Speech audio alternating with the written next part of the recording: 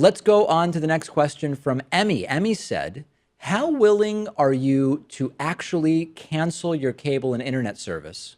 How willing are you to cancel the, yes, well, okay, I think that it's written in a way that I may have read it wrong, but the question is, am I willing to cancel cable internet if net neutrality is repealed? Because what Emmy says is that if everybody isn't willing to do this, why would internet service providers pay attention to our protests? If people are just going to keep subscribing to their Comcast or their AT&T, whatever it is that they have, who cares if you don't want net neutrality repealed? You're still going to be a customer. And the answer is, I am not really willing to cancel because we need the internet for our work. The only thing we have available here at the studio, other than getting some outrageously expensive fiber or satellite installation for internet, is Comcast. So what can we really do?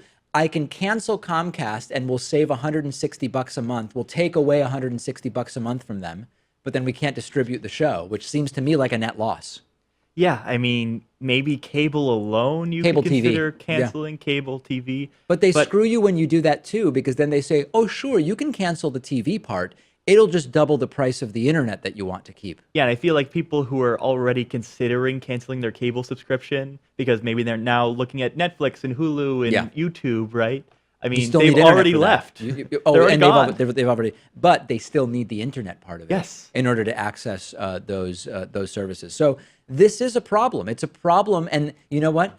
The fact that it's so hard to cut the cord with these companies is proof that we should be labeling and regulating those companies as common carriers, because so many businesses depend on having an internet connection through these companies. And that itself should tell us it's not about will you cancel if net neutrality is repealed. It's about, oh, it's so abundantly clear that this is a utility at this point. It is not a luxury. It is a utility that it should be regulated as a common carrier, like the phone, for example. Yeah, and I mean, in so many different parts of the country, you don't have this wide variety of choices when it comes to what internet service provider you want to use, what mobile carrier you want to use. You have a little more, say, with mobile, right? I mean, you've got, there's four options or something. You've got 4 options, and then there are like some prepaid ones that you can do, which are often just subsidiaries of the big 4. The big 4 are what? Verizon, Sprint, T-Mobile, and AT&T?